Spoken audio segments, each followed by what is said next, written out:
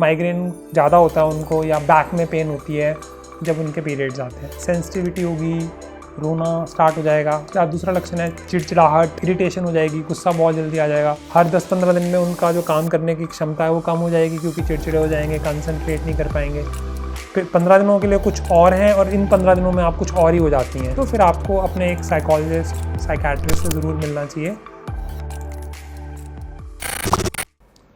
नमस्कार दोस्तों, इस वीडियो में हम बात करेंगे फीमेल्स की। और फीमेल्स में जो डिप्रेशन होता है उसमें भी एक खास डिप्रेशन होता है जिसका नाम होता है pre menstrual dysphoric disorder. Pre मतलब पीरियड से पहले, लगभग एक हफ्ता पहले।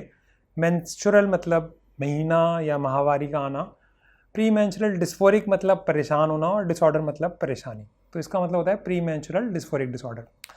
तो बाय डेफिनेशन इसमें एक हफ्ता पहले लक्षण शुरू हो जाने चाहिए, और जब पीरियड स्टार्ट होते हैं उसके बाद कम होने शुरू हो जाने चाहिए, और एक हफ्ते के अंदर अंदर वो ख़त्म भी हो जाने चाहिए।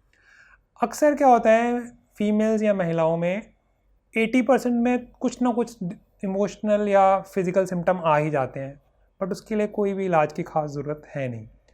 40% फीमेल्स को थोड़े ज़्यादा होते हैं, जिनको हम प्री मेंस्ट्रुअल सिंड्रोम भी बोल सकते हैं, कि मेंसेस होने से पहले थोड़ी सी ब्लॉटिंग सेंसेशन होती है, सर में दर्द होता है, सोजिश जैसी हो जाती है, या छाती थोड़ी भारी महसूस होती है, इस तरह के लक्षण आते हैं। उसकी बात भी हम नहीं कर रहे हैं। हम बात कर रहे हैं 3 से 5% फीमेल्स में, इसमें रेगुलरली हर पीरियड के टाइम उनको जो है इतने लक्षण आएंगे कि हम उनको उदासी की कैटेगरी में डाल पाएंगे। यहाँ पे हम वो थोड़ा 2 वीक्स वाला क्राइटेरिया थोड़ा रिलैक्स कर देंगे, क्योंकि इसकी जो नॉर्मल डिप्रेशन के लिए तो हम बोलते हैं ना 9 में से 5 लक्षण होने चाहिए और वो 2 हफ्ते तक कम से कम रहने चाहिए। बट यहाँ कुछ इंटरेस्टिंग चीज़ होगी। वो क्या होगा कि लक्षण जो हैं वो एक हफ्ता पहले, जैसे ये पीरियड की डेट है उससे एक हफ्ता पहले स्टार्ट होंगे, बिल्डअप होंगे, और जब पीरियड स्टार्ट होंगे तो इसके साथ साथ जो है वो कम हो जाएंगे। और वो लक्षण जो है मेनली 2 कैटेगरीज में बांटा गया है। अब क्योंकि क्राइटेरिया बेस्ड है तो मैं नोट्स चेक करके आपको बताऊँ तो ज़्यादा बेटर है। पहला है इमोशनल सिम्टम्स, उसमें है इफेक्टिव लाइबिलिटी। इफेक्टिव लाइबिलिटी का मतलब है मूड स्विंग्स होंगे बहुत ज़्यादा, सेंसिटिविटी होगी, रोना स्टार्ट हो जाएगा। उसके बाद दूसरा लक्षण है चिड़चिड़ाहट, इरिटेशन हो जाएगी, गुस्सा बहुत जल्दी आ जाएगा, छोटी छोटी बात पे लड़ाई हो जाएगी, हस्बैंड से, ऑफिस में, सब्जी वाले से, किसी से भी, क्योंकि चिड़चिड़ाहट जो है वो बहुत बढ़ गई है। उसकी वजह से क्या होगा, और लक्षण जो हो सकता है घबराहट, तो उसके बाद उदासी। तो सारे इमोशनल सिम्टम्स हैं, चाहे उदास रहना, घबराना, चिड़चिड़ाहट हो जाना, या मूड स्विंग्स होना जिसमें सेंसिटिविटी, अचानक रो पड़ना, और ये सारी चीज़ें। इसके अलावा जो प्रॉपर डिप्रेशन के सिम्टम्स होते हैं उस कैटेगरी में से भी सिम्टम्स होंगे। उन चीज़ों में मन ना लगना जिनमें पहले मन लगता था, खाना बनाना, ऑफिस का काम करना, बच्चों से बातचीत करना, उनकी होमवर्क या डायरीज चेक करना, ये सारे कामों में मन नहीं लगता। कंसंट्रेट नहीं कर पाना लंबे समय तक, नींद कम या ज़्यादा, भूख कम या ज़्यादा। और इसके अलावा जो है, हाँ, इसके अलावा फिज़िकल सिम्टम्स भी होंगे। वो होंगे, एक तो आउट ऑफ कंट्रोल फीलिंग होगी, शरीर में झंझनाहट हो सकती है, और जो प्री मेंस्ट्रुअल सिंड्रोम में सिम्टम्स थे वो तो होंगे ही। छाती में भारीपन महसूस होना, सोजिश महसूस होना, और क्या कहते हैं ब्लॉटिंग सेंसेशन महसूस होना, शरीर में दर्द होना। और कई बार तो अक्सर मैंने देखा है, क्योंकि मैं माइग्रेन के पेशेंट्स भी देखता हूँ, तो कई फीमेल्स को माइग्रेन जो है वो अक्सर पीरियड्स के टाइम बढ़ जाता है। सबके साथ तो ऐसा नहीं होता, बट काफ़ी सारे जो फीमेल्स हैं वो माइग्रेन ज़्यादा होता है उनको, या बैक में पेन होती है जब उनके पीरियड्स आते हैं।